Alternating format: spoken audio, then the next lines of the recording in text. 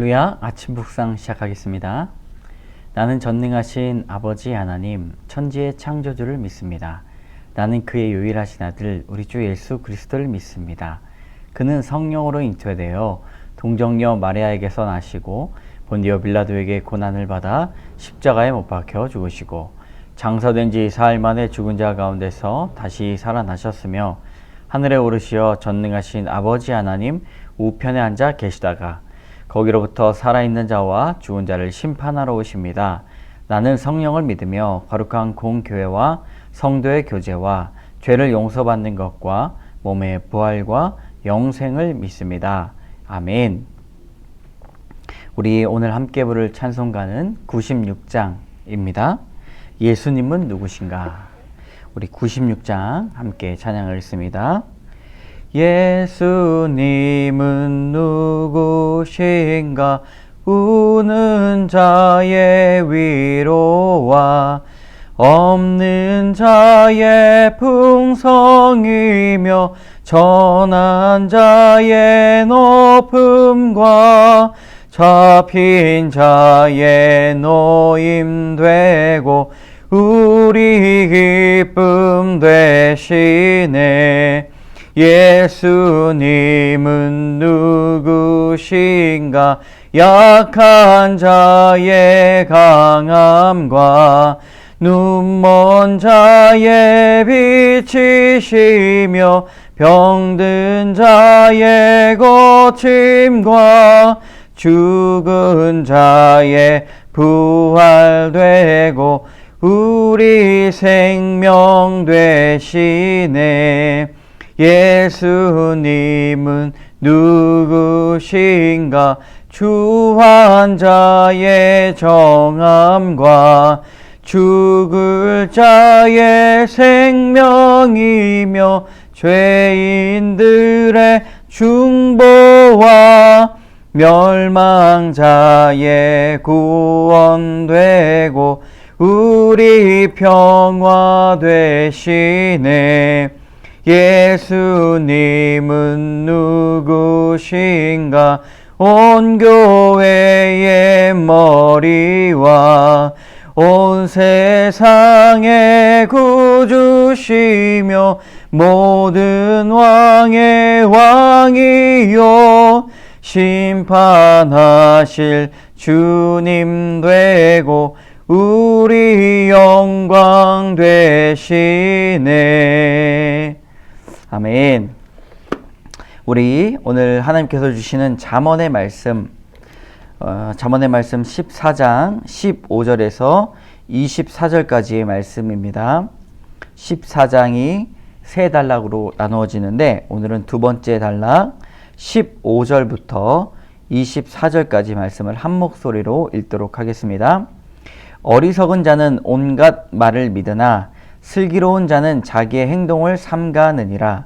지혜로운 자는 두려워하여 악을 떠나나 어리석은 자는 방자하여 스스로 믿느니라. 노하기를 속히 하는 자는 어리석음을 이를 행하고 악한 계교를 꾀하는 자는 미움을 받느니라. 어리석은 자는 어리석음으로 기업을 삼아도 슬기로운 자는 지식으로 면류관을 삼느니라. 악인은 선인 앞에 엎드리고 불의한 자는 의인의 문에 엎드리느니라. 가난한 자는 이웃에게도 미움을 받게 되나 부유한 자는 친구가 많으니라. 이웃을 업신 여기는 자는 죄를 범하는 자요 빈곤하는 자를 불쌍히 여기는 자는 복이 있는 자니라.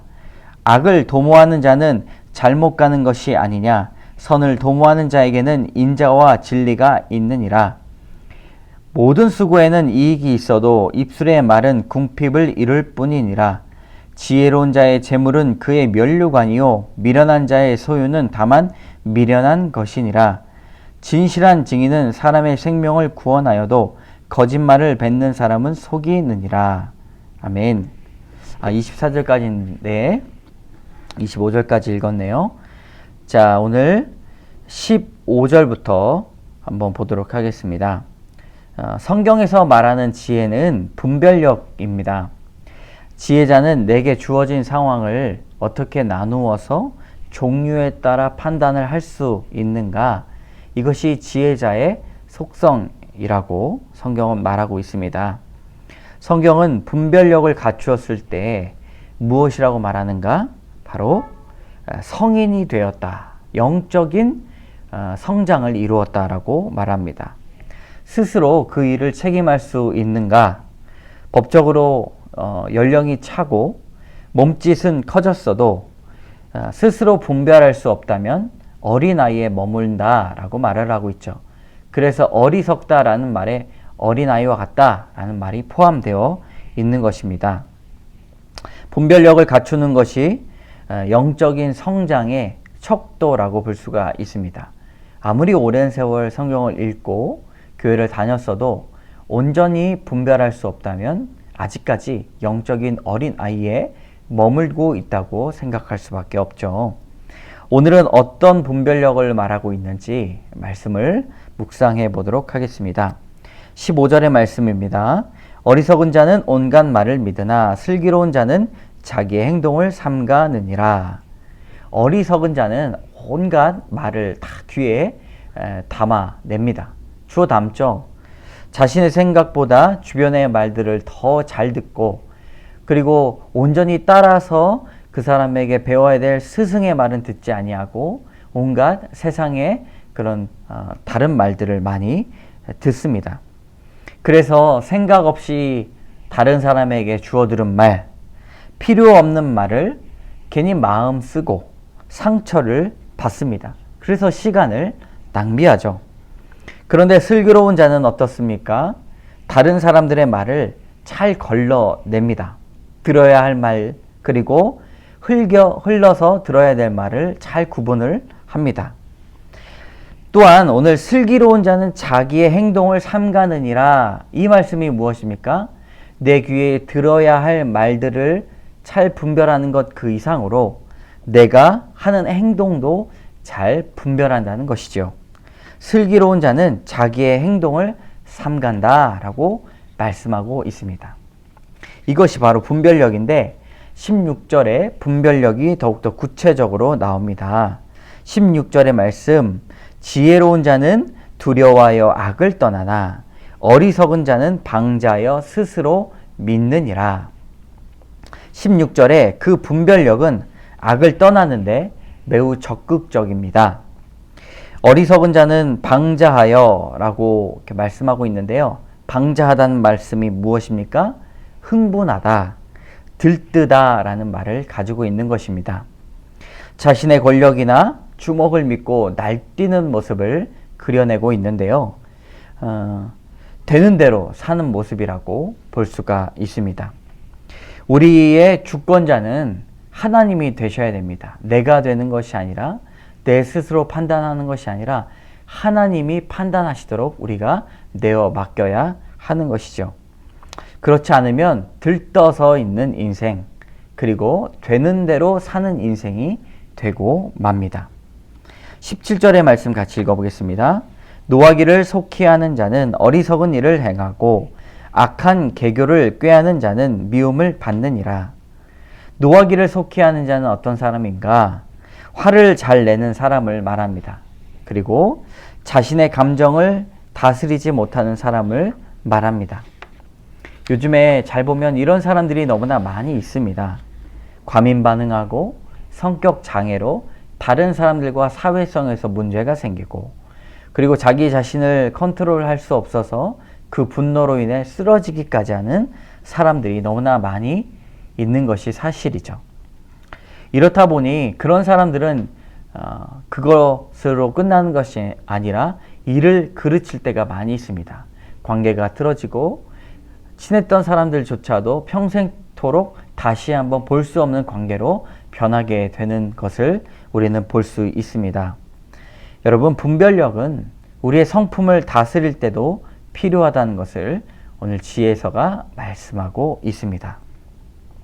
우리 18절과 19절의 말씀 같이 읽어보도록 하겠습니다.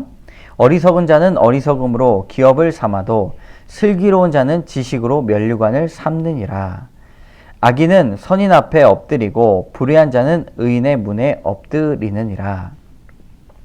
오늘 말씀에 어리석은 자는 어리석음으로 기업을 삼는다라고 말씀하고 있습니다.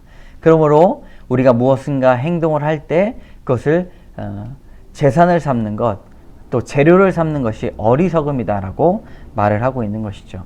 그러나 슬기로운 사람은 지식으로 그 재료를 삼는다는 것을 우리는 알 수가 있습니다. 그것이 바로 면류관이다 라고 말을 하고 있습니다. 우리가 명예가 되고 다른 사람들이 우리의 면류관을 썼을 때 밝히 보여지고 또 빛나는 것이 지혜라고 말씀하고 있는 것이죠. 우리 20절의 말씀 같이 읽겠습니다. 가난한 자는 이웃에게도 미움을 받게 되나 부요한 자는 친구가 많으니라. 이 말씀을 우리가 좀 깊이 알아보기를 원하는데요. 이 구절은 도덕적인 판단을 제시하는 구절이 아닙니다.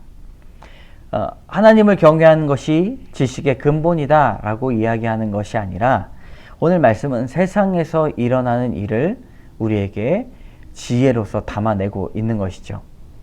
일반적인 지혜를 말합니다. 그러나 이곳에서도 우리는 그리스도인의 지혜를 찾아볼 수가 있습니다. 여러분, 가난한 사람이 왜 이웃에게 미움을 받는가?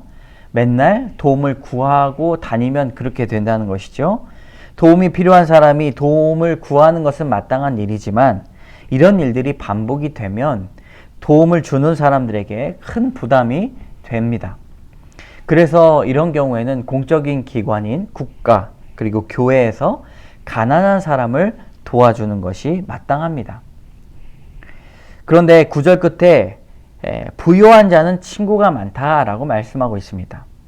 이것이 왜일까요? 부요한 자가 돈이 많아서일까요? 그것도 맞지만 그것을 잘 살펴보면 베풀기를 잘하기 때문입니다. 마음이 베풀기를 좋아한다거나 상황이 그런 것들을 허락해 주기 때문에 베풀 수 있죠. 베푸는 마음, 이것이 더 중요하다는 것입니다. 그리스도인도 베푸는 사람들입니다. 베푸는 마음이 매우 중요합니다. 신앙에서 베푸는 마음을 잘 가르쳐야 한다는 것입니다. 돈이 많기 때문에 베푸는 것이 아니라 작은 나눔을 할 때 하나님의 사랑이 온전히 전해질 수 있기 때문에 우리는 베푸는 마음을 소유해야 할 것입니다. 오늘 말씀을 통하여서 두 가지의 교훈입니다. 첫 번째 교훈은 이웃을 섬기는 것이 지혜입니다. 21절의 말씀이죠.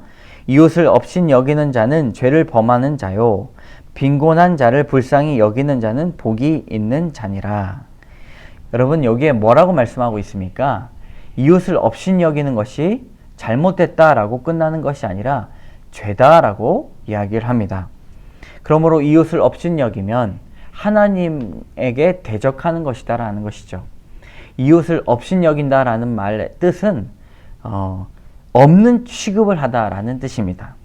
성경은 지속적으로 이웃을 돌아볼 것을 말하면서 이웃 사랑을 강조합니다.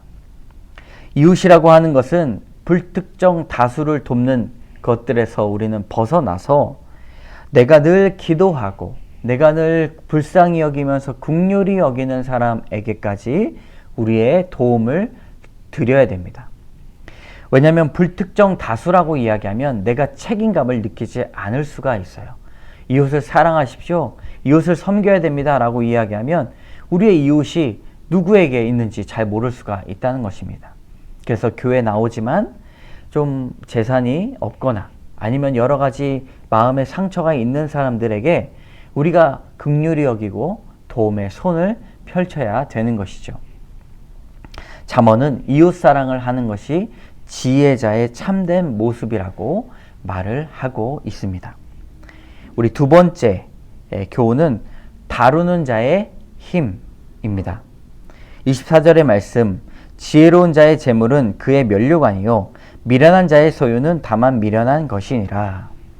이 한 단락을 매듭짓는 마지막 구절이 24절입니다. 재물과 면류관이 아주 자연스럽게 연결되고 있는데요. 지혜로운 자의 재물은 그의 면류관이다. 지식이건 재물이건 그리고 우리가 말하는 어떤 입술의 열매이건 잘 사용해야 된다는 것입니다. 그러므로 다루는 자의 힘이 필요하다. 다루는 자의 지혜가 필요하다. 지식을 미련하게 사용할 수 있고요. 재물을 미련하게 사용할 수가 있습니다. 그리고 하는 말도 아주 강박한 마음으로 말을 할 수 있습니다.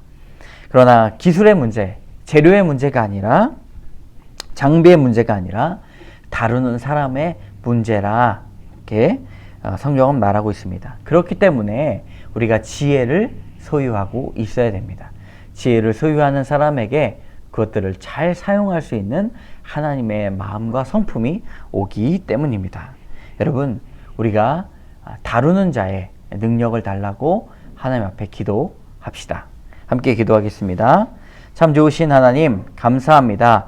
우리가 하나님 지혜를 얻고자 기도할 수 있도록 인도하여 주시고 무엇보다 실천적인 삶 살아갈 수 있도록 도와주시옵소서. 이웃을 섬기는 것이 지혜입니다. 하나님, 이웃을 물특정 다수로 내가 무책임하게 사랑하는 것이 아니라 우리 교회 안에서 기도하고 섬기고 또 때로는 우리의 가정 주변에 살고 있는 사람들을 위해서 날마다 연락하고 기도해주고 손붙잡아주는 그런 온전한 지혜자 될 수 있도록 인도하여 주시옵소서. 모든 말씀 예수님 이름으로 기도드립니다. 아멘. 하늘에 계신 우리 아버지, 아버지의 이름을 거룩하게 여기시며 아버지의 나라가 오게 하시며 아버지의 뜻이 하늘에서와 같이 땅에서도 이루어지게 하소서. 오늘 우리에게 일용할 양식을 주시고 우리가 우리에게 잘못한 사람을 용서하여 준 것 같이 우리 죄를 용서하여 주시고 우리를 시험에 빠지지 않게 하시고 악에서 구하소서. 나라와 권능과 영광이 영원히 아버지의 것입니다. 아멘. 여러분, 오늘 아침도 우리가 이웃을 사랑하는 그 마음, 지혜자로서 살아갈 수 있도록 여러분 같이 기도하는 시간 갖도록 하겠습니다.